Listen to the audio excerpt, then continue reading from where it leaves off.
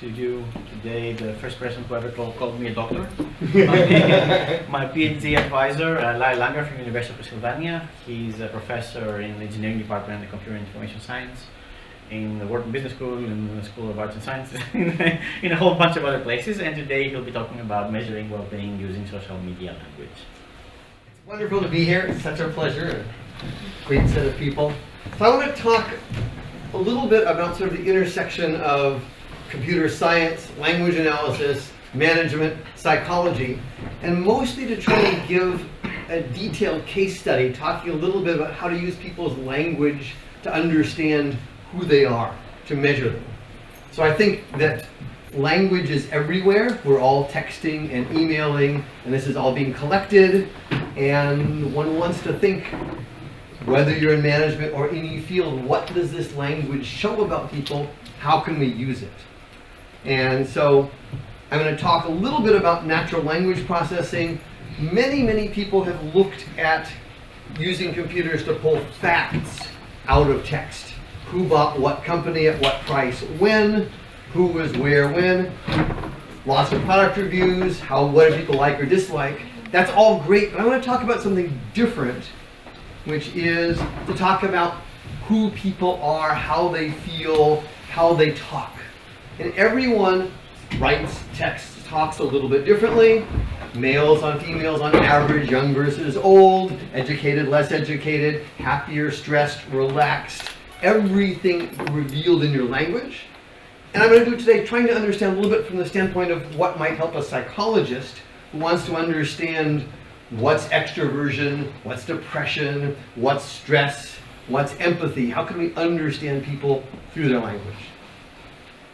Okay, it's been 2 slides, and you're welcome to listen the whole time. So at Wharton, at this point, I'd have been stopped with questions. In the computer science department, people actually let me talk the whole time. So either way is fine, but do feel free to interrupt with questions, and please do if anything is unclear or you want to know more about something else.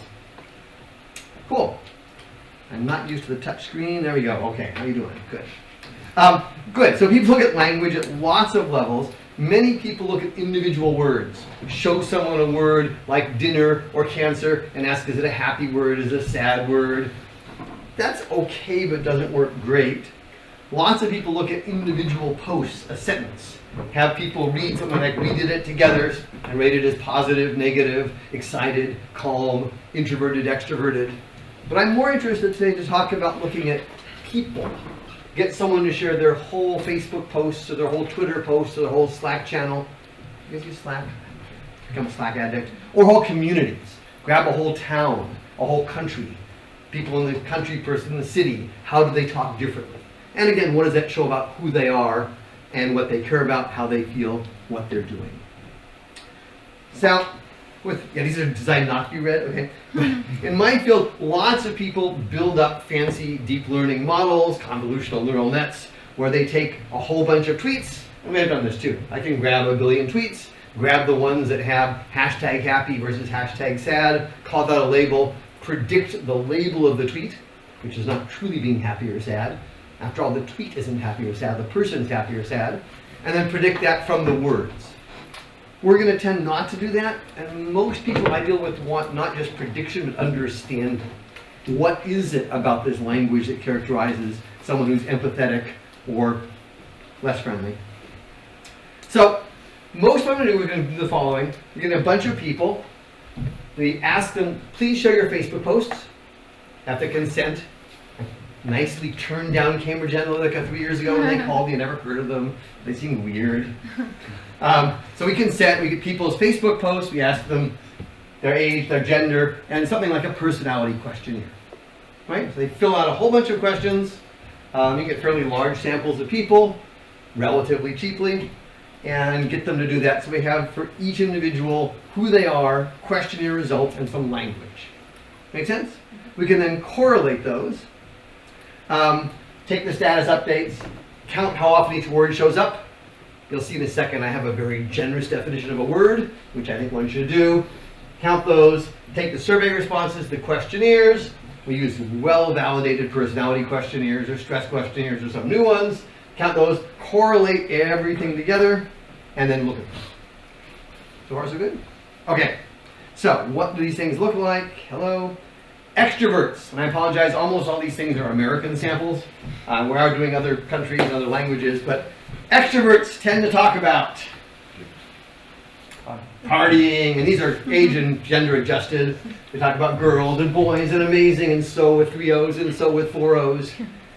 Many people say, oh, don't you stem the words, don't you normalize them. No, the way that you write it actually tells something about you.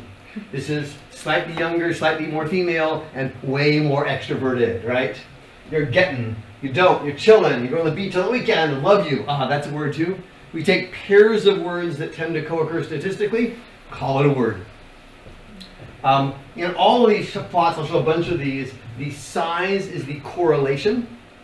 So party and girls and chillin' and even great night correlate very highly with a good excursion score. And the color is the frequency. So words like baby or love you are pretty frequent. Great night is fairly rare. If you say great night, you're probably an extrovert, but people don't say it very much. Make sense? So size, correlation, color, frequency. And some of these things I love. If you look at the can't wait, what's funny about this can't wait? There's no apostrophe in it. They really can't wait. Right? These are extroverts who are going out there. Cool, so I'm sort of funny, an extrovert. Most computer scientists are introverts. This is like 5 years old. You see what people anime, Pokemon, manga. More subtly, words, yes, sigh, not so happy. Apparently, certainly things like reading and drawing and books, Doctor Who, which are introvert sort of topics. You see both things that are content related and like what you're doing, drawing, writing, and then these words like apparently or some words probably, more sort of words of equivocation. And a lot of these weird, oh yeah, these things are also, everything is a word. A lot of these symbols, if you don't know, are sort of more Japanese emoticons, which are mostly face sort of things, which are used more by introverts.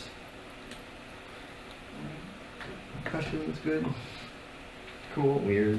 Yeah, you decide which one describes you? Are you an extrovert, are you an introvert?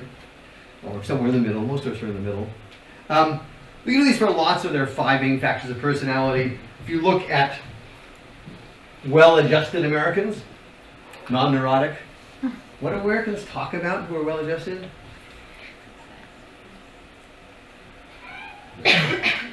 Lots of sports, right? The Lakers and soccer and volleyball, right? What we call football, basketball, snowboarding, and maybe the country places like San Diego. Those are sports team names, right? When you say a city in this context, it really means the team from that city. So interesting, not something that we had known or other people known before, that well-adjusted Americans tend to talk a lot about sports. And the other one, less surprising, the Lord, God is good, blessing. America is very religious. Religious people in America on average are more agreeable, happier, although more obese and more prone to cardiovascular disease. So they are almost fat and happy, I don't know. Being more neurotic, not so good. People don't say the word depression or depressing very much. Depressed on Facebook. You don't want to say I'm depressed. We'll come back to depression later. But if you do, it correlates to being neurotic, which is a risk factor for depression. What you see in start with little d in there, sick of. Again, by finding pairs of words that correlate together, which is all done statistically, it's much more that they're not sick, they're sick of. Right? You get different meanings fairly easily. Or I hate, or my head, or why do I, or leave me, or fed up. So it's sort of nice to have this general definition of a word, right? An emoticon, but also pairs of words that co-occur together. I wish, give you some flavor. Okay. How about the swearing? How about the swearing? First of all, Americans swear a lot. Compared to Not only Americans, don't worry. Well, no. If I look at Facebook, I actually have language from Twitter for all of these English-speaking countries, and Americans do swear actually more than the British or the Australians or the Indians. So I actually do mean that sort of in a quantitative sense, at least as measured by social media. Swearing is typically associated with being angry, frustrated, and yes, what you see is people who are neurotic are less well adjusted. They're going to be also, you see it less with less agreeable people versus more agreeable. It's something that is something more specifically male, but these ones are adjusted for being male versus female. Women don't swear as much on Facebook as men do, or as much in real life. That's harder to measure. It's really indicative of someone who's a little bit less happy about the world. And it sort of jumps out at your eye, right? I show them at other audiences on the medical conferences. I always put stars in the middle because people get upset with the corporate world. I can't show this one. I figured you're all big boys and girls and deal with it. Cool. So how well does this work? We can take people's Facebook language and see how well it correlates with their score. We also get some of their friends on Facebook to fill out the questionnaire for them. So shown in red here is how well your friends estimate your personality. Fill out the survey, the questions as if you would do it, right? How do you think Maria would fill out the form? Here's how I think she would do it, and here's our predictions. And you can see that we're pretty much exactly the same in blue with our Facebook language model as asking your friends in terms of correlation. Maybe slightly higher for openness to experience.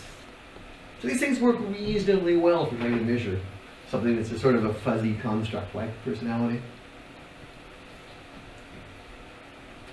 Okay, let's look at a few other things. Depression.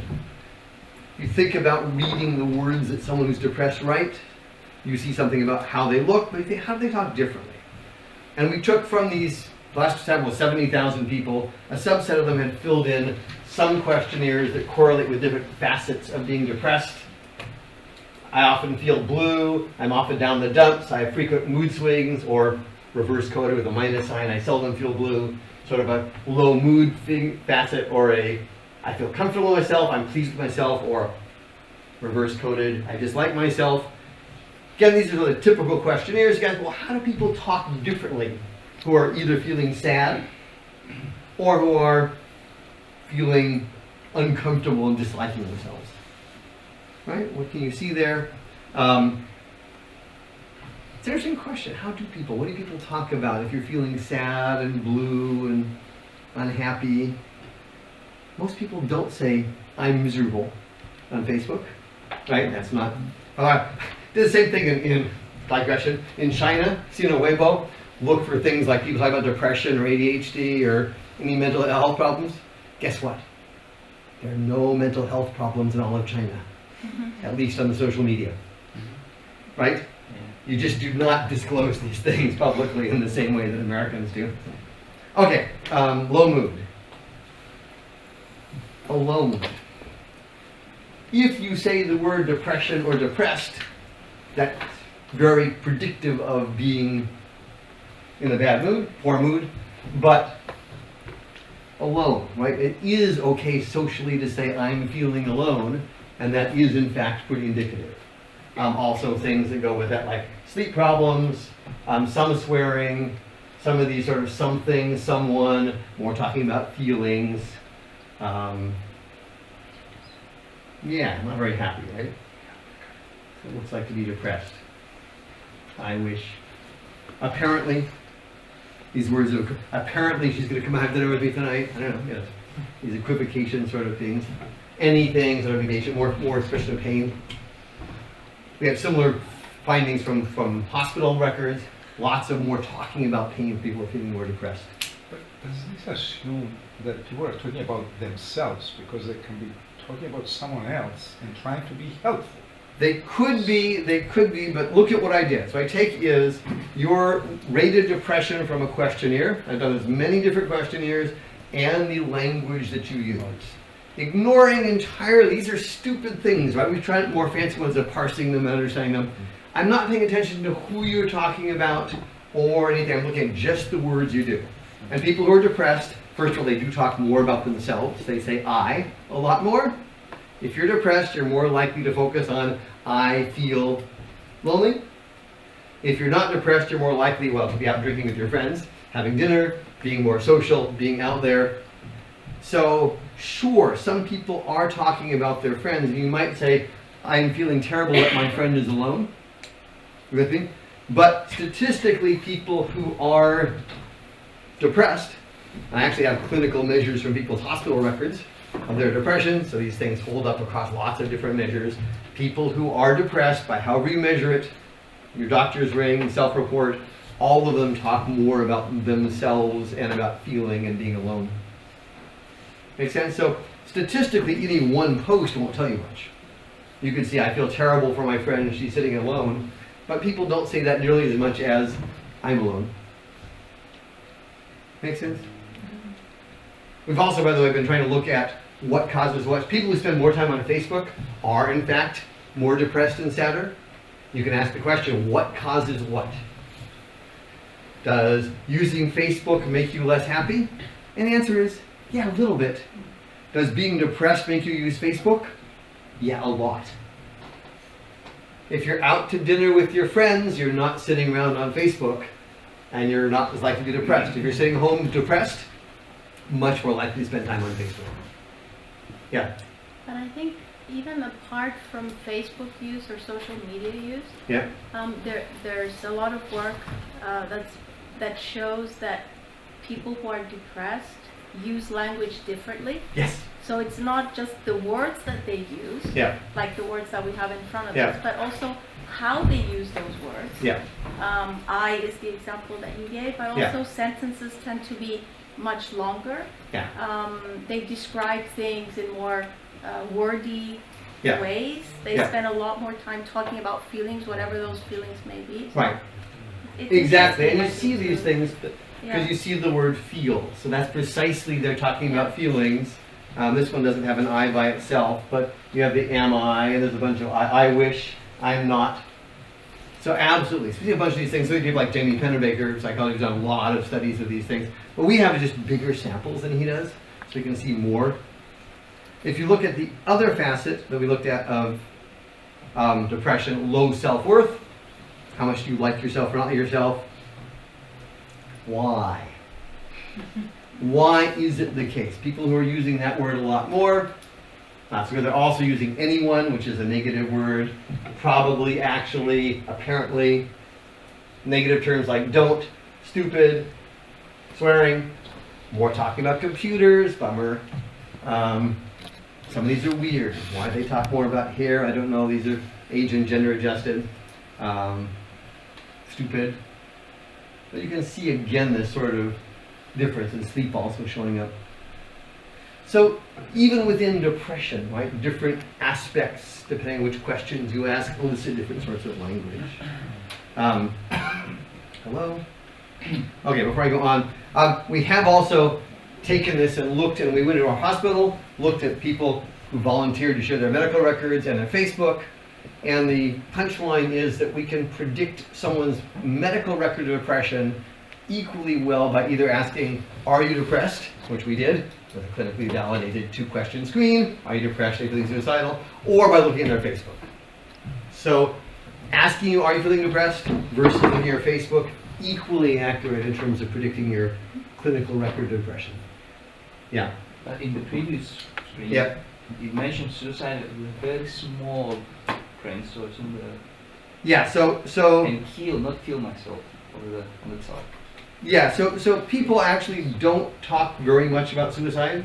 Period on Facebook. Facebook now has monitors that scrape for that, and then mostly report you to the police if you're talking, they think seriously about suicide, with automated monitoring similar to these sort of statistical models. But people almost never talk about suicidal ideation statistically. What you get is kill, and there's all sorts of different pieces there. We could go and try and look within these who's talking about killing what, but they're mostly not talking about killing themselves.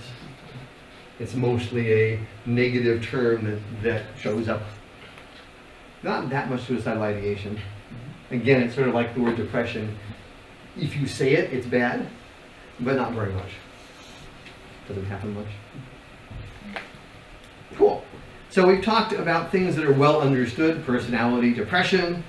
I wanted to then look at some other pieces and try and ask some things that are less well understood in psychology. Empathy and stress. And The general view, I think, is that empathy is good. We're now teaching doctors in the US, you should empathize with your patients, feel what they're going through, connect to them, they will get better. You should feel their pain, be part of their life. And we know that stress is bad, because stress is bad. Maybe, so we'll look at some of those. There's a lot of evidence, by the way, that having physicians, doctors, be empathetic is good. It establishes more trust with the patients, makes the patients less anxiety, makes the patients take the drugs, better outcomes. In the US, one of the big things is malpractice lawsuits. People love to sue people. If the doctors empathize, I'm so sorry you're having this rough time, they're less likely to get sued. And there are lots of citations, probably it's not my work, right? Maybe greater job satisfaction, less burnout, sort of contentious. Stress is certainly bad. You can go to any sort of famous website and find out stress will cause you physical problems and mental problems, being anxious and restless and irritable and sad, and cause you to behave badly, and that's all true. But maybe not quite so true. So I want to sort of look at some of the language behind these and try and tease apart these constructs, especially empathy. So, same game as before. I'm going to get a whole bunch of people to share, in this case, the smaller set, 3,000, share your Facebook posts, take a questionnaire to measure your empathy or your stress, going to count the words, going to look at the correlations, going to look at the visualizations. Exact same process. So what do people who score high on our empathy score look at like? I've shown here the same word cloud style I've shown before, but around the edge I've shown something that turns out to be quite useful. These are topics, or LDA topics. We take all our Facebook posts, big set of them, and cluster together words that tend to co-occur with each other. So they give words that are on the same topic together, which gives some interpretation. So empathy looks pretty good. People talking about love and so much and feeling and missing and everything, or they talk more about missing and sweethearts and love, or that's a little bit weird, love and weird and find, friendly and family and wonderful, unconditional and romantic and love and lust, perfect friends. Oh, this one I love, sort of this is younger. Cute, that's a sort of a more teen word. Missing and single and relationship and flooding, you can see the teens to a little winky thing. Yeah, the so and the so and the so and the so and the so missing, right? So empathy on the whole looks pretty good for being happy. And it is mostly, actually. People who score high on the standard Cohen stress scale, again, same idea. They talk a lot about themselves, I and me. Stressed people seem to be talking about themselves. Same thing we saw for depressed people, but really strong here. More anxiety and more being tired of things. They're stressed, they're talking about people. If you talk about people on Twitter or Facebook, always negative. People are annoying, dumb, idiots, and stupid. Hard times, feeling like crap and guilty. Physical problems, stressed people are talking more about stomach and head hurting. They're having more headaches and migraines. They're hating things, which includes mostly Mondays. Tuesdays are not as bad. Forgetting and remembering, and lots of feeling, right? Lonely or weird or depressed or strange or crap, but they're not particularly good feelings. Right, so you can sort of see this depression. And once we have these words, we can build them in a model and actually predict, stress, not depression. Make sense? Unstressed people, America. Today, this morning, my favorite one. If you're talking about eggs and pancakes and French toast and cheese and sandwich, probably not too stressed. Excited about tonight, if you're going out for drinks at the bar or the club, if you're going to camping on a road trip to the road adventures, if you're feeling accomplished or lazy, if you're excited, if you're talking about today or tomorrow or yesterday, more time at different times, unstressed, right? So you can see this sort of flavor of, people who are taking the trips, or not very common, but taking a nap. Some other ones that are more subtle, the word the. People like to use stop lists when they're doing classification for analyzing reviews or things, but words are all informative. If you're talking more about things, nouns that have a the in front of them, probably less stressed. more stressed, we had people talking about much more feelings, me and I, much more talking about feeling sort of things, and much less talking about general things. That makes some sense? So even words you might not think are useful are in fact quite useful. Cool. Well, we can also, since we know for our volunteers, actually these volunteers were all paid, we know if they're men or women, we can look at the differences of stressed language between men and women. And these are the same LDA topics, 2,000 topics. And we see that women are talking about stressed women, emotional disease, depression, disorder, feelings, adoring and hurting and peace persons, regretting, forgetting things, right? They're expressing more regret. Whereas the men, and these are all statistical, right? Some women, some men are different, but statistically, the men are talking different sort of feeling. The men are talking about feeling like shit or crap, right? They're not talking about emotional suffering. They're talking about feeling like crap. They're talking about pain and broken and empty inside, feeling tired and sick and bullshit, being exhausted and hungry. Note it's much more sort of physicalized and much less personal, right? I don't see the men doing all of these hurting and apologizing and adoring, right? Much more sort of, well, it's sort of somatic, body-based, right? They're hungry and sleepy and tired and exhausted. And again, more, and this is common in the literature for depression, women much more internalizing statistically, regretting, forgetting things that matter. Men, ugh, stupid, pissed, grr, freaking. Right? It's a more angry sort of negative thing that's coming from the stress, right? We have hate and frustration and grr and anger. Whereas the women are expressing far less of the anger. So it seems that on average, stress manifests somewhat differently in men versus women.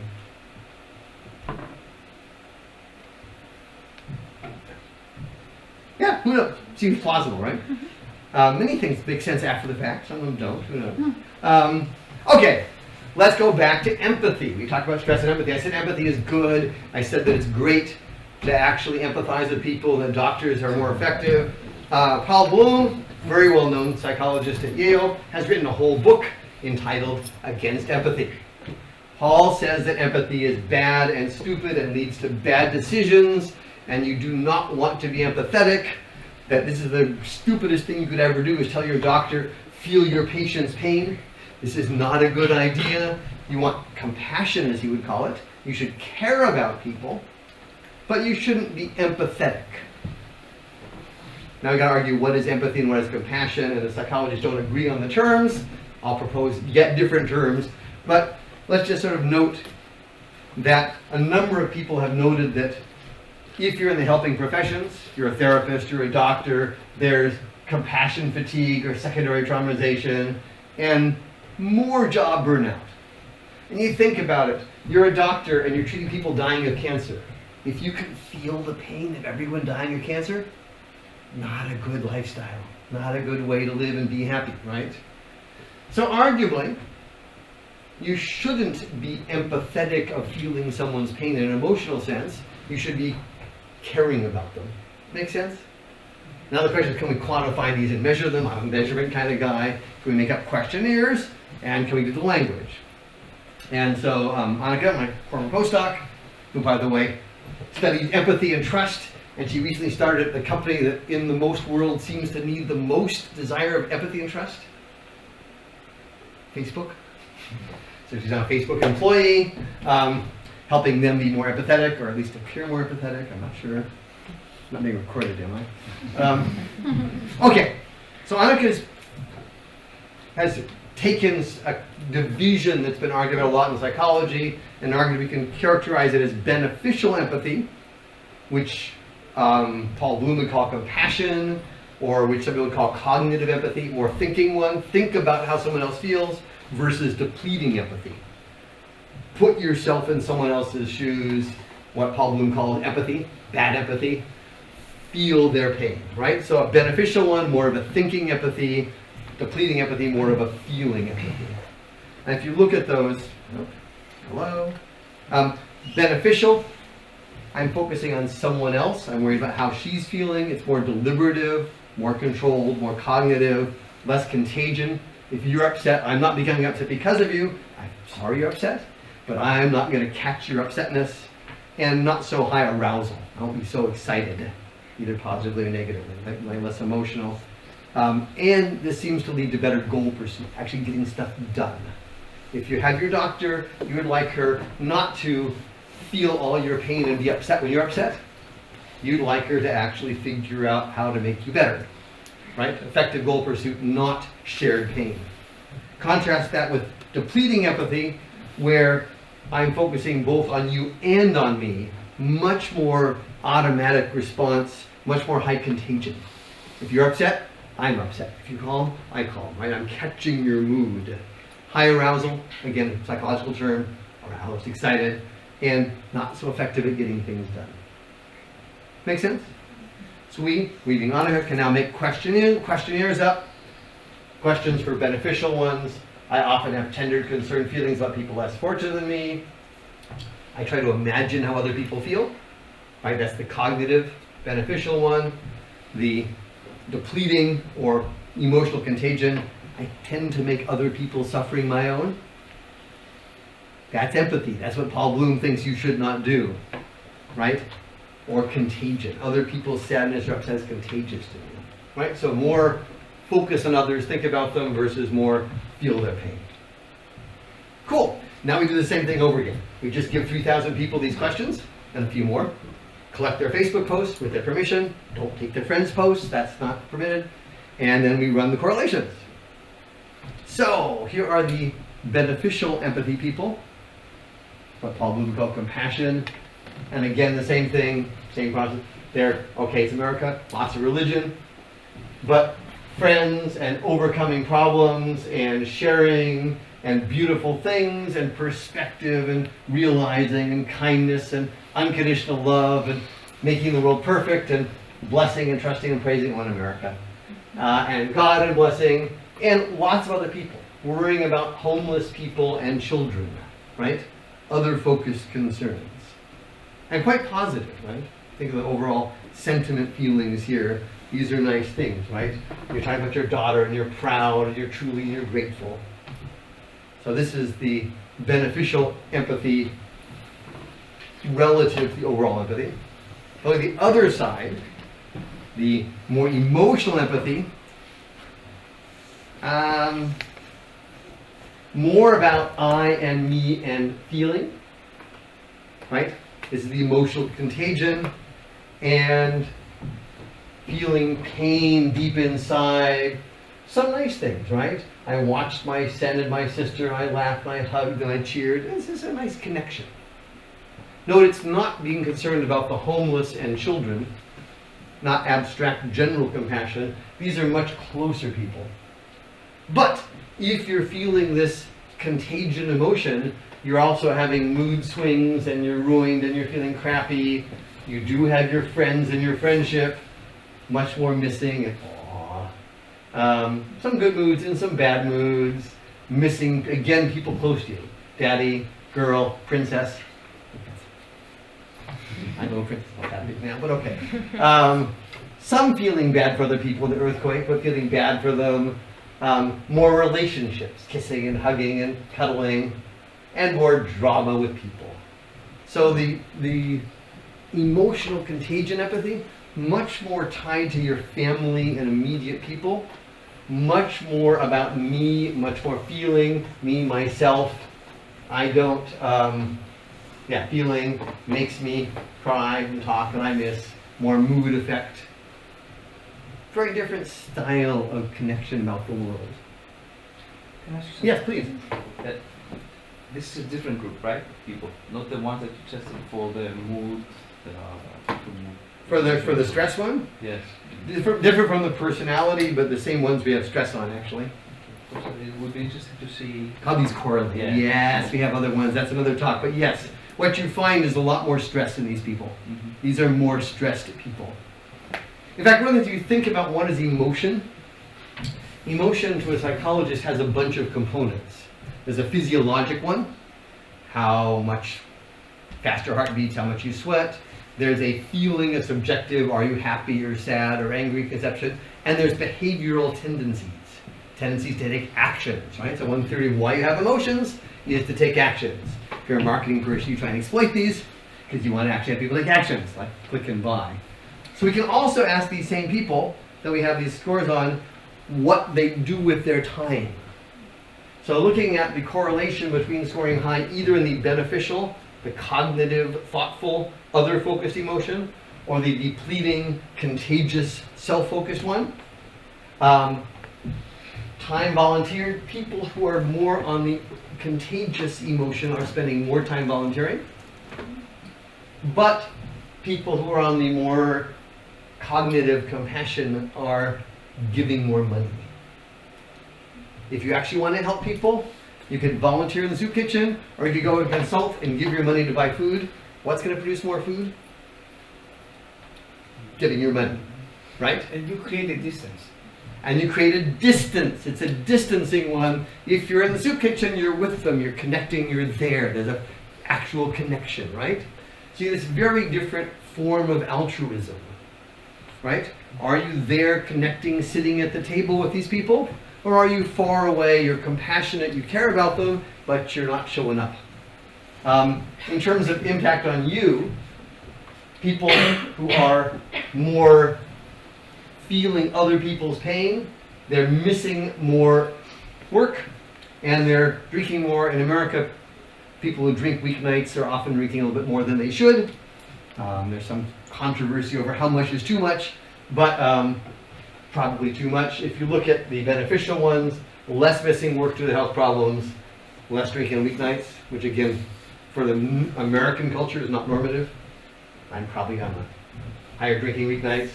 General health, much worse, right? And in terms of stress levels, the people who are concerned for the more rational distant things, less stressed. The ones who are feeling other people's pain, much more stressed, right? If I feel my sister's pain, I'm stressed. If I'm concerned about helping people in Africa, I'm not stressed. Make sense? It's difference trying to tease apart how people behave. So we've got the language, which is a form of behavior. We've got the actions, and we have survey results. Cool. Let's see how we're doing on time here. Oh, we're doing great, I think. The other level we can look at is trying to look at whole communities. For communities, it's hard to get Facebook. We get Twitter, which is public. I have about 40 billion with a B tweets.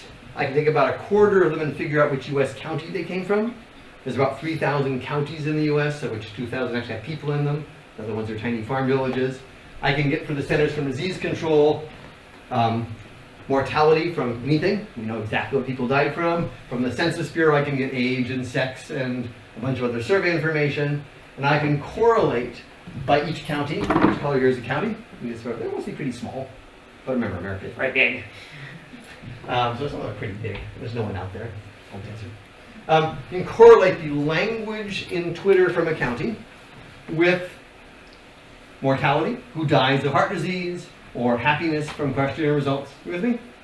It's sort of weird because before I had individuals, it's the same person. Take my depression survey, share your language, how depressed are you? Now we're not measuring the same people, right? In a given county, among these 3 million people, who's tweeting here, who's dying there, they're different people. But they're still correlated. Make sense? Yeah. Are you using geolocated tweets? Or? It turns out that only about 2% of the tweets actually have a latitude longitude from their phone. That's not enough for me. When I go back and we scrape the profiles often say, I'm from wherever, Nicosia, Cyprus. Or sometimes they say, I'm from Europe, which is useless, or I'm from the world, or my backyard. So about a quarter of them, if you actually have a computer read it, it says something. If it says Los Angeles or Athens, it's sort of obvious. For other cities, it's harder because there are multiple cities with the same name. You just throw those away. But when you get a quarter of them from the profile, Yeah, the geolocations are just not, they're pretty rare.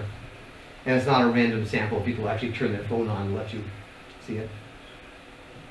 Cool. So let's start with well-being. Which you see, first of all, is large parts of the US have very little people in them, so we don't have a lot of data there. But in green, topics that correlate, the LDA topics, the same topics. We made the same 2,000 on Facebook. I'm now using them on Twitter. Close enough.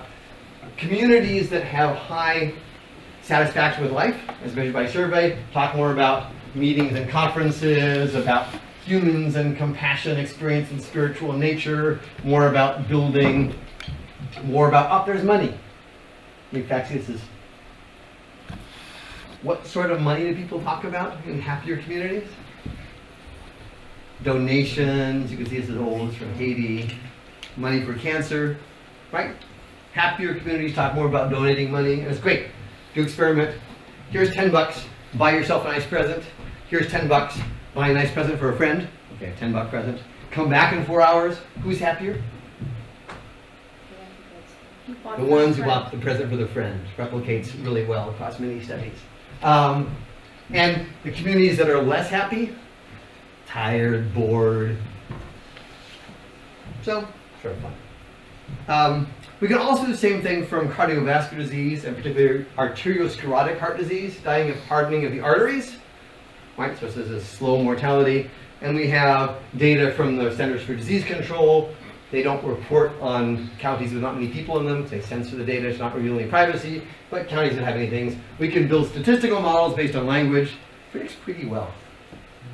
But the point is not to predict something we know what people died of.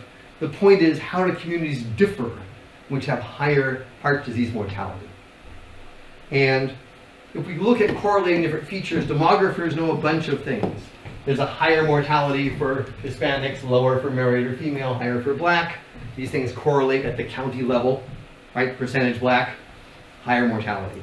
Other things are more important: obesity, hypertension, diabetes, and smoking. Surprise, surprise, all bad for you. They correlate with cardiovascular disease. If you can pick one thing to live longer, this is probably true in Cyprus. It's certainly true in Germany as well as the US. Well, be young, of course, but I mean, apart from that. Gender. Gender is good. Women live longer, for sure. But no, actually being educated is, in fact, the single best correlate apart from being young. So income and education, which are correlated. And if you put all these together, we're getting an R-squared of about 0.35. If we use Twitter alone, we can do a better job of predicting mortality from arteriosclerotic heart disease. Which is sort of weird, because the people tweeting are in their 20s and 30s and 40s, and the people dying are in their 60s and 70s and 80s, and not tweeting very much, right? It's a different group. But there is something about the culture of a community, right? You can see, I mean, look at it and see what words correlate with, in fact, higher or lower mortality. Does that make sense? For the communities that have lower mortality, they're talking about community customer service, talking about management. Oh, this is good. Management, business information development. You need little terms like that. Conferences and meetings. Higher socioeconomic status, higher status occupations, lower mortality. Right? And we've already controlled for education. These things still matter because even beyond whether you have a bachelor's degree or not, this is telling you more about your socioeconomic status. In terms of bad words, there are lots of them. But in particular, I pick a couple of them, communities that talk more about hating and bullshit and hating tend to have more mortality. Your neighbors are swearing on the Twitter and you're more likely to die of heart disease. Cool. And communities that are more bored and tired and sleeping, talking about that.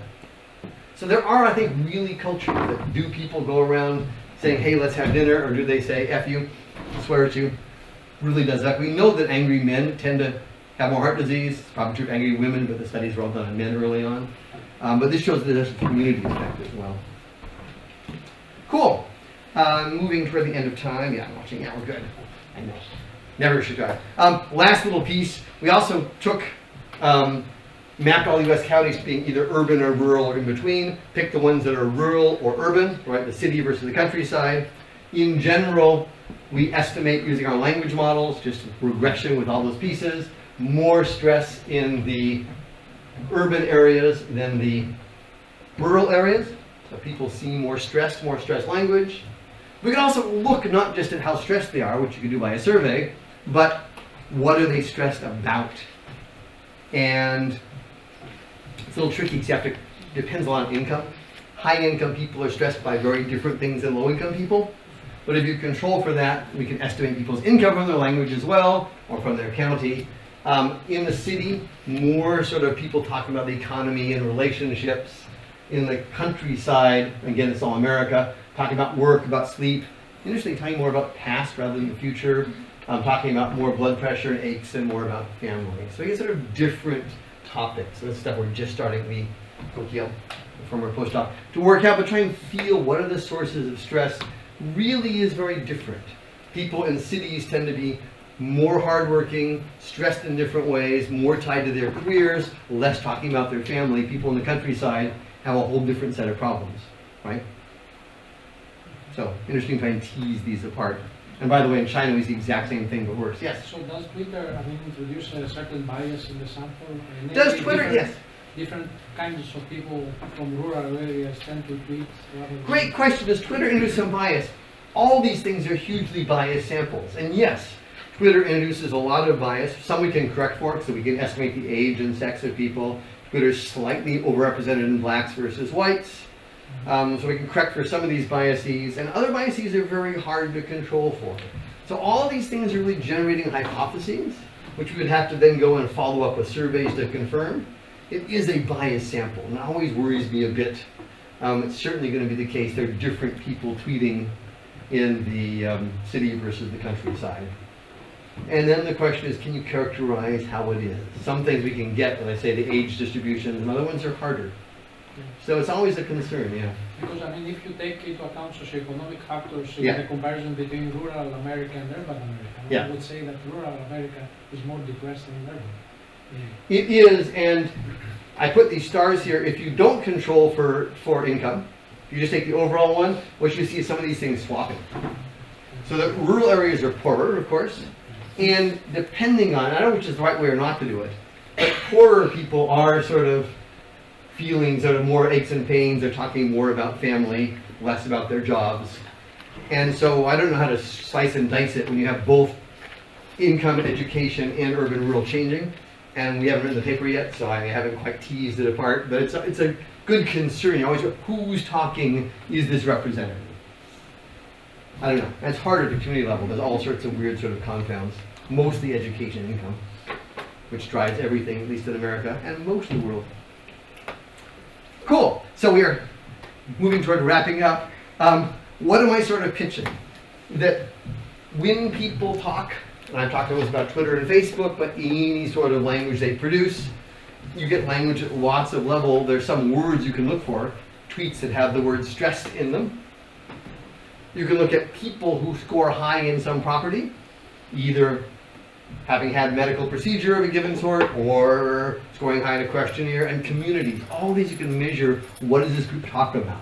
It'd be fun to talk about different schools, different companies, what's their personality.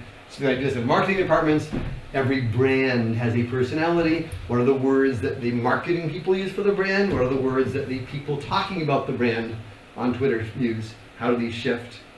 And that I think it's useful, and you can start to scale in these things to get thousands of people fairly easily. You can say, well, okay, how does the language or the approach or the view of this differ between men and women, or young and old, or urban and rural, or American and Chinese, which is harder because they have to get Chinese. You can try and understand some of the concepts and the constructs they call them in psychology of what is empathy. I haven't talked much about stress, but it's appearing that stress has the same good, bad nature of empathy. If you're stressed because you're working for that presentation you're getting tomorrow because you're super excited, no bad health effects. If you're working really hard for that presentation that your stupid boss made you give that has no point whatsoever and is a waste, then more heart disease, more unhappiness. And we have some other ways to try and tease out what's often called agency or locus of control. Am I choosing what I work on, or is my boss choosing what I work on? And these seem to have a big impact on how the stress comes down. The self-inflicted stress seems to have no health consequences, as long as you can sleep occasionally. The other inflicted stress, again, drives cardiovascular disease. And with that, I thank you all, lots of people behind this work, big team at Penn, and now all over the world, making this stuff happen. So thank you all.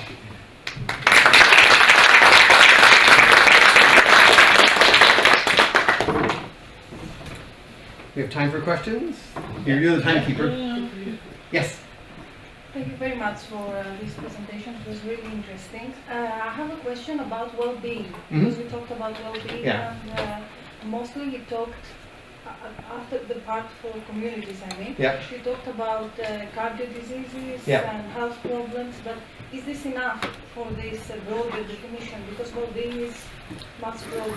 So we measure well-being on many different levels. The biggest two are satisfaction with life.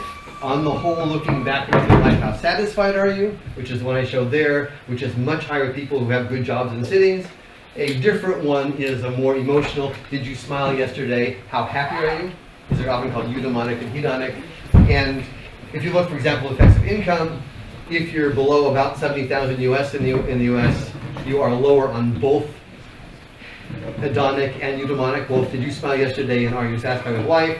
As your income goes up to 100,000, 200,000 a year, you get no benefit in smiling yesterday, but you become continuously on the whole more satisfied with your life on average, and then maybe at around 200,000 plus, your overall happiness in life seems to go down a little bit.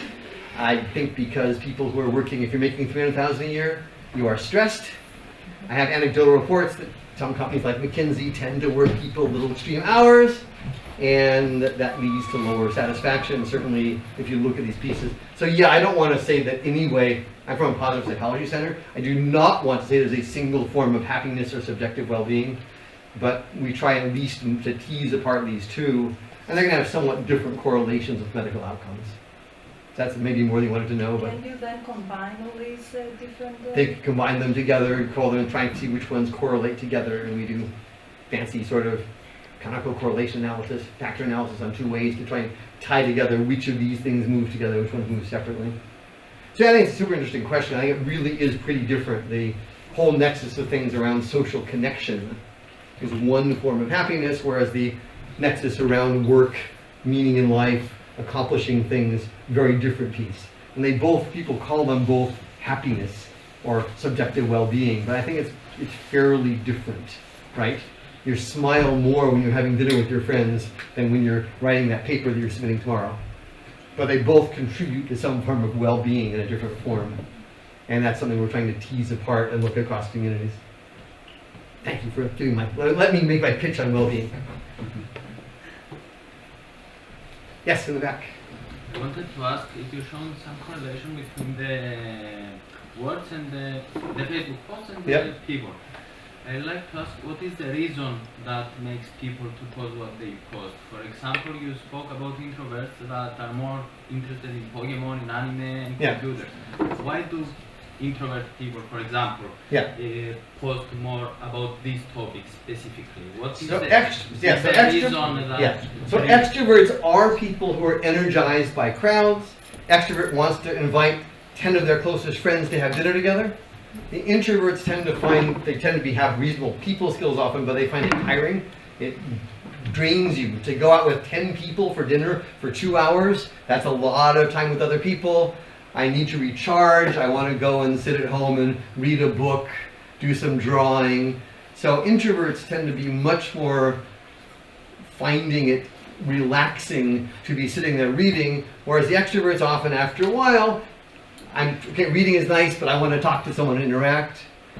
Intellectuals, academics tend to be more introvert because they spend more time sitting at home thinking about things. Business salespeople tend to be more extroverts. They're out having dinner and closing the deal and wanting everyone to be their friend. So what you're seeing there is language reflecting very different behavioral patterns. That what's more exciting to you? You've got a free hour right now. Would you like to sit down and play a video game by yourself or read a book, or would you like to go out and have coffee with someone you haven't met yet? You can each think about that, that will give you some position on this spectrum. Again, most of us are in the middle, but we do differ in widely. My wife really does like having 10 of her closest friends for dinner. I go, that's a lot of people. Can we have like 2 of our closest friends for dinner? I'm a little more introvert side. Yeah. My question was that after you did the research, did Yeah. you find something new about the introvert or the extrovert? The introvert extroverts, no. Other ones like no one that I talked to would have this idea that well-adjusted people talk more about sports. Okay? Many doctors in America prescribe if you're depressed, you should go for a walk or go exercise. It's well known that doing exercise, but this is sports. No one I've ever heard of anywhere has said, my doctor said you look like you're feeling alone and depressed. Why don't you go watch a game with a friend? Right? Watch it on TV, invite them over. Right? So this notion that watching, I don't know what the causality, maybe correlation. We need to do some interventions. Maybe it's the case that people who are more normal are into sports, because on average, a typical person, so if maybe you don't like sports, you're sort of weird, and some of us are. Or maybe it's the case that watching sports is in fact fundamentally a social activity. Most people don't watch sports alone. They do it with friends, and maybe that's in fact one way that people, particularly men, but also women watch lots of sports, bond together. So I don't know the causality, but that was one that was completely surprising. I'd love to have a test that says, does watching sports make you better off, make you happier? It should seem to correlate to well-adjustedness. I don't know. That's an example of something that's certainly less obvious to me and potentially actionable. And so then we do the same things. We look, for example, at reviews of hospitals. What do people like or dislike? And we see that hospitals have become, by the way, consumer products in the US now. People choose a hospital the way they choose a store. Lots of hospital reviews were having comments about, I was told this, people were rude. And you go, oh, that's obvious, but it's not obvious. I mean, why is your hospital actually having people being rude to the customers? What used to be called patients, now customers. So often you find things that are really obvious, and occasionally you go, crap. After the fact, it's really obvious. Someone at my institution is being rude to our customers. You with me? And you go, oh, maybe we should do something about it. How are we doing on time? I really don't want to overextend my welcome here. A few more questions. Okay, yeah. Yeah, I have some technical questions Yeah. regarding, how did you coordinate the Facebook study, the questionnaires with retrieving the content? Yeah, so for a lot of we have a couple different studies, but for most of them we use a third-party vendor called Qualtrics that does lots of surveys, big international survey company used by all the big Fortune 500 companies. And Qualtrics recruits for a fee, roughly $7 per person, people who will then take a series of questionnaires, and they agree then to let us ask them to sign into our app. We have written a custom Facebook app. You will sign into it, give permission to us, give permission to Facebook. We download all your historic posts. We get a token from Facebook, allows us to do that for 2 days. After that, I can't get it. At that point, we've sucked down, within a day or two before we lose the token, we've sucked down all of your Facebook posts, and we can process them. So that's a high cost. If you have $7 per person, you mentioned 60,000? Well, so typical study in terms of size for the stress empathy, 3,000 people. So 3,000 people, so it cost me roughly 7, so we're talking around $20,000. I can get maybe 5 papers out of it. The 70,000 people were all just free. There's an app called My Personality. Aren't you curious what your personality is? Take this. At the end of it, would you like to share Facebook? Most people, 80% say no, thank you. I got my personality scores. I don't want to share it with you. You're a creepy researcher. You might sell it to Cambridge Analytica. But a small fraction, maybe 20%, say sure, what the heck. Yeah. But a small fraction of big numbers a lot. And for Twitter, did you use the standard? For Twitter, I have with the 1% back from forever, and then a friend of mine shared for me for several years the 10% feed. So that one is all sucked through the Twitter API. Many things, by the way, are changing. I was talking to someone at Microsoft, which has 100% of Twitter because they buy it, and they're spending so much effort deleting. Part of under the GDPR, they have to delete any tweet you request. They're spending so much effort deleting tweets that are requested deletion. They said within a year they're going to stop collecting Twitter. It's just not worth it to comply with the privacy things. So I think this is partly a shifting piece. It's becoming, under the modern concerns for privacy, mostly driven by Europe, with the US lagging behind, but following somewhat in European footsteps. It's going to become much, much harder to do this sort of just collect this sort of data and ship it. And already when I work with people, say in Holland, where they're collecting Dutch tweets, they will not ship them outside the country to the US. They want to keep them safely stored on Dutch computers so that they're not available for the US people to disseminate illegally in violation of European law, right? So there is a lot more tightening down because obviously the number of people have been somewhere between sloppy and criminally malicious. I mean, certainly the Cambridge Analytica stuff is no question. It was flat out illegal as well as immoral. Just another quick question. I mean, you mentioned China, Yeah. in America. So when you do the study in the States, Yeah. do you take into account Asian communities and their differences, or you ignore this factor of We immigration? ignore everything, and we have race predictors based on language. Mhm. Blacks and whites and Asians on average talk differently. Mostly it doesn't make a big difference. Only in rare occasions I was administering IQ tests and correcting with language, and I found to my surprise a bunch of people in California scored really low on the IQ test. I thought that's odd, we're doing a language filter for English, there can't be anything, these are supposed to be Mexican speaking, whatever. And it turns out there are an amazing number of Philippine people in California who speak Tagalog, and like all modern people, they code switch, they go back and forth between English and Tagalog, and people who are tweeting in mixed English Tagalog tend to score remarkably poorly on English language IQ tests, right? Because English is their second language, or maybe third language, I don't know. So what you do see is occasionally something jumps out like that, where there's a really high correlation between a community which scores really differently, but mostly it doesn't seem to make a huge amount of difference. I worry a little bit about the Mexican Americans have very different family structure and very different social roles, but usually that just shows up as part of the language. Great. Good, thank you all. Thank you so much.